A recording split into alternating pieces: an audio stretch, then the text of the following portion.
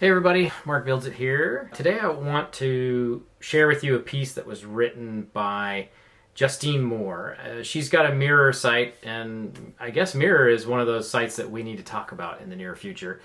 But she posted an article entitled "Who Will Own the Creator Economy? A Web 2 versus Web 3 Showdown." And it sparked some thoughts in my mind, and I thought I would kind of go through the article with you and share what I was thinking about it. So our author begins the piece by framing it as a tug of war between Web 2 and Web 3. Web 2 is the platforms, the social media platforms that you're used to, who are finally beginning to support their creators. Whereas Web 3 is platforms, or even more at a more basic level, protocols that are designed to help creators build their own communities and take ownership of their audience. So I take a little bit of an issue with the term owning your audience, and it shows up a lot in this piece.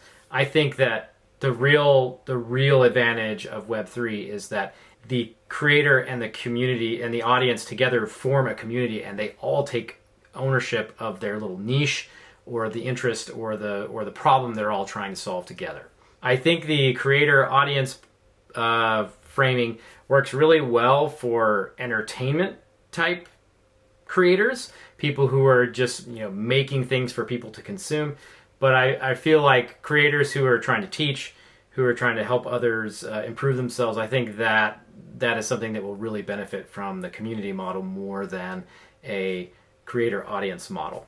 Okay, so let's go back to the Web 2 bit. So our author emphasizes that Web 2 platforms really had no interest in helping their creators monetize. The only real exception to this rule was YouTube, who was willing to split the ad revenues 50-50. But because the creators really didn't have any help with monetizing, they were forced to do things like make deals with brands, take sponsored content, produce sponsored content, or fill their work with affiliate links. And if you ask me, that kind of stuff poisons the purity. Maybe too strong of a word, but it kind of poisons the pool when it comes to their content, because they're constantly worrying about making things that are acceptable to advertisers instead of making things the way they feel like they should be made. The other outlet that creators had to earn a living was to try to pull people off of the social platform that they were working on onto either their own platform or something like Patreon, who would then also take a cut of the creators' earnings. The creators also had, they could create paid newsletters, or they could create content for sale like classes. But most of these social platforms actively suppress content that has links to pull people off of their site, because after all, they're selling advertisement, and advertisement only works if there are eyeballs looking at the screen when that platform is open. At some point, all of these Web 2 platforms, well, TikTok was the first one to get wise. They created this $2 billion fund that was to be paid out over 3 years to creators to draw people onto the platform and to produce content for them. And it didn't take long for all the other platforms to follow suit. The problem is that most creators are not going to see a dime of that money. It just reinforces the dominance of the big players in any platform. But these big platforms, and the author pointed out, these big platforms, they have no interest in sharing their revenues. So what they've done, they've decided to create ways for creators to monetize their audiences directly through those platforms. And Twitter introduced tipping, which not very many people seem to be taking advantage of. But most of the other ideas are a way of creating paid content memberships that are accessed through the platform. So then the real question becomes, are consumers who are accustomed to paying for content with only their attention through watching ads willing to start paying hard cash to consume the content you've been creating all along? And I really don't think they are. I think that there is a small percentage of people who will, and those people are valuable, but for the most part, they'll just find their entertainment elsewhere.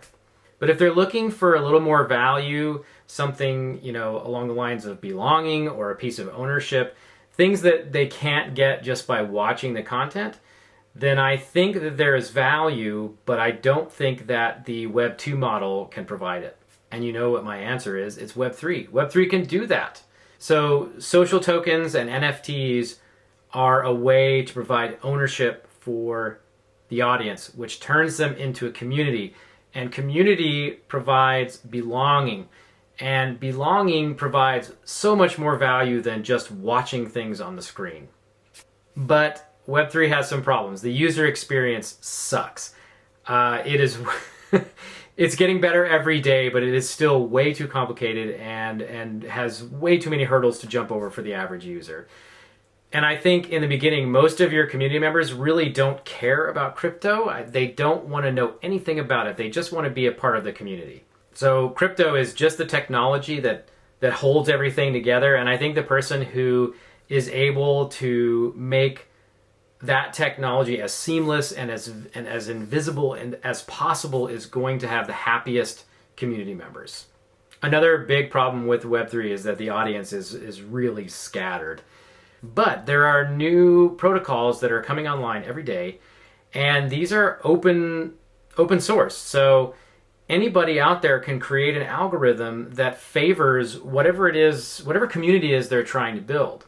So all of your content as a creator on an open Web3 platform will naturally rise to the top in whatever system suits it the best. So if someone is building an algorithm for short videos with quick informational bits, then your content is naturally going to perform better there, and people will be drawn to it on that platform because that's what they're looking for.